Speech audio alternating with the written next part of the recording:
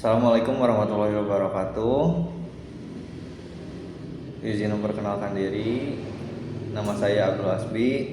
Saya dari kelompok 15, kelas manajemen 24C, Universitas Saputra.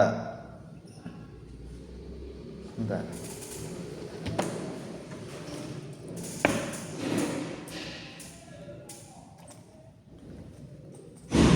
Oke, saya lupa pakai name tag udah ya. Di sini saya akan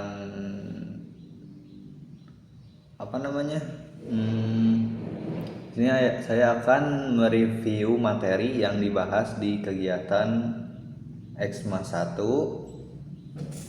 Dikarenakan saya tidak bisa ikut kegiatan follow up pada hari ini. Tadi siang dikarenakan saya kerja, ya sekarang juga masih kerja. Tanggal 4 Januari 2025.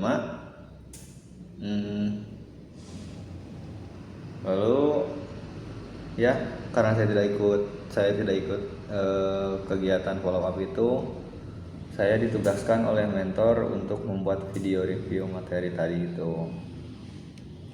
Ya teman-teman. Jadi ini sesuai yang dipahami oleh saya aja ya teman-teman. Kurang lebihnya saya mohon maaf. Pertama, kita mulai dari ekskursi manajemen. Apa sih itu ekskursi manajemen? Yang saya ketahui dari beberapa mentor atau salah satu mentor lah ya, pas pembekalan materi atau ya sharing diskusi gitu. Ekskursi manajemen itu berarti X itu eksternal atau ya eksternal, di luar kursi itu. Ini definisi kasarnya aja teman-teman. X itu eksternal, kayak di luar kursi itu mungkin bangku atau pembelajaran di dalam kelas teman-teman. Jadi bukan di dalam kelas lagi, tetapi X gitu, di luar kelas utama dari pembelajaran perkuliahan gitu. Jadi kita kayak lebih mempelajari lagi tentang manajemen atau apa ya, ya mendalami lah intinya mah, bahwa di luar perkuliahan utama itu masih ada yang kita harus ketahui gitu teman-teman. Ya, materi pertama di sini ada pengantar etika. Ada istilahnya adab itu lebih penting daripada ilmu. Betul teman-teman. Karena itu tadi, etika itu adalah perilaku manusia yang mengandung nilai-nilai.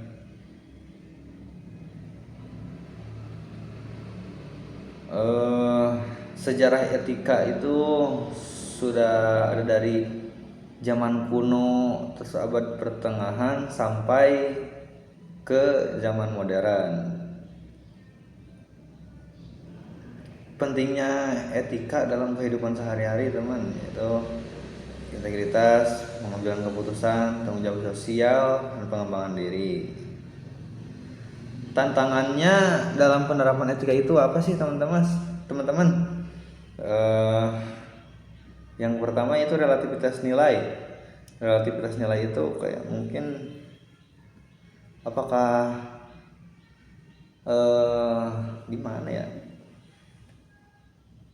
Relativitas nilai itu mungkin, mohon maaf teman-teman, ini buat yang relativitas nilai saya kurang mengerti. Bisa ditambahin, bisa dikoreksi. Yang kedua itu ada konflik atau kepentingan.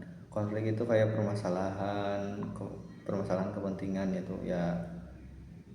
Yaitu tadi tantangan dalam penerapan etika itu enggak selamanya berjalan mulus ya teman-teman.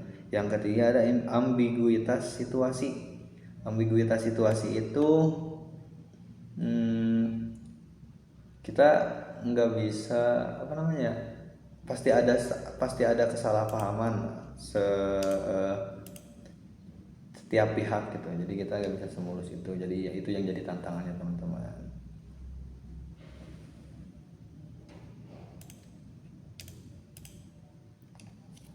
Materi kedua itu memulai perjalanan public speaking.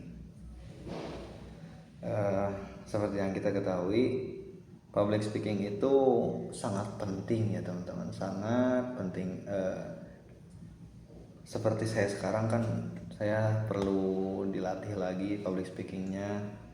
Sebenarnya materinya kurang lebihnya saya sudah memahami, cuman karena itu tadi public speakingnya kurang baik atau kurang bagus atau jelek lah ya kasarnya. Jadi di otak tuh masih berpikir bagaimana bicara selanjutnya gitu. Nah, kalau teman-teman public speakingnya udah bagus, mungkin teman-teman gak bakal tuh mikirin ke depannya gimana cara ngomongnya gitu. Nah, memulai perjalanan public speaking itu ada beberapa cara teman-teman. Ada yang pertama itu bisa kita harus memahami audiens. Audiensnya itu ya intinya memahami audiens, kita menyesuaikan tuh. Yang kedua itu menyusun materi yang menarik teman-teman. Kenapa sih harus menarik? Karena itu tadi, kalau tidak relevan mungkin teman-teman akan kesusahan atau agak susah gimana gitu ya. Ya gitulah intinya. Maaf teman-teman. Yang ketiga, mengelola kecemasan panggung. Nah, yang tadi saya bicarakan ini, saya ada sedikit cemas atau enggak rileks karena tadi public speaking saya kurang baik teman-teman ya. Itu lanjut.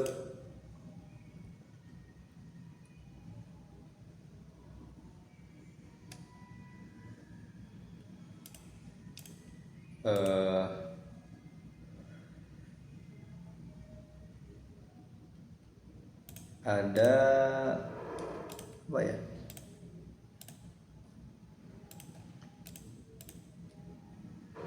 Yang intinya di manajemen, di himpunan manajemen itu ada P3IM.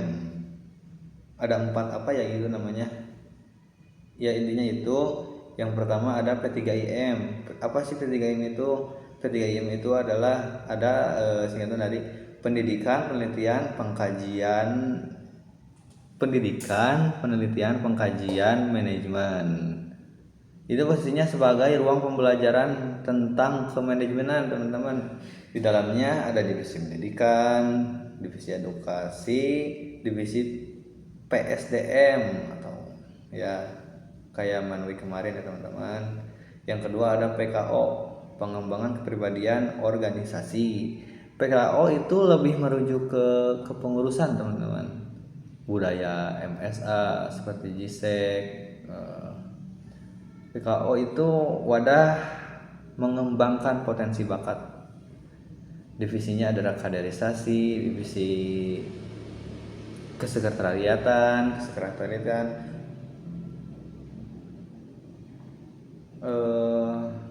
ya mungkin itu. Yang ketiga ada PLM, pengabdian lingkungan masyarakat, suatu tindakan atau upaya yang dilakukan secara ikhlas tanpa mengharapkan apapun. Divisi edukasi, pembuat konsep acara. Pengabdian lingkungan mungkin kayak ke kampung-kampung gitu atau ke desa-desa gitu teman-teman. Ya pengabdian intinya jadi kayak apa ya, sukarela mungkin ya. Yang keempat ada MIKJ, media informasi komunikasi dan jaringan, yaitu membentuk komunikasi antara himpunan dan pihak luar lainnya teman-teman.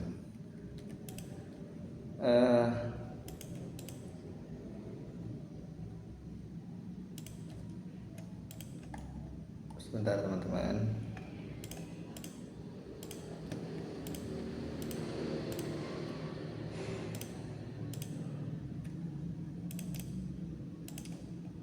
Sebentar.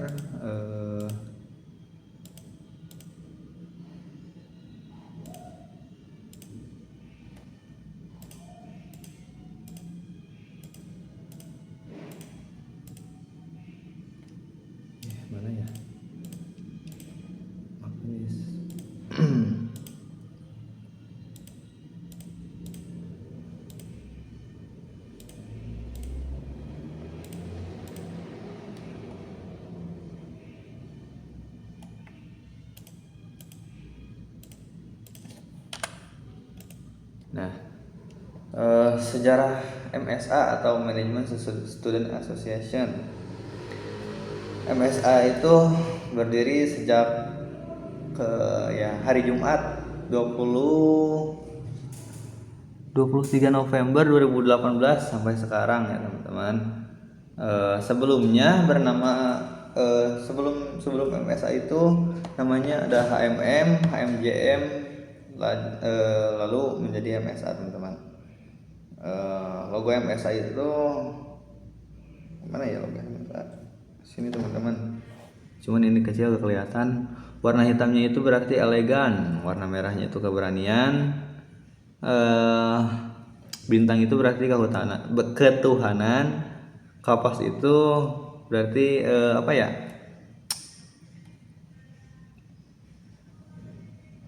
Mohon koreksi teman-teman, kapasnya arti dari kapas saya mungkin agamis ya, maaf teman-teman. Wajar, masih dalam tahap belajar saya juga. Terus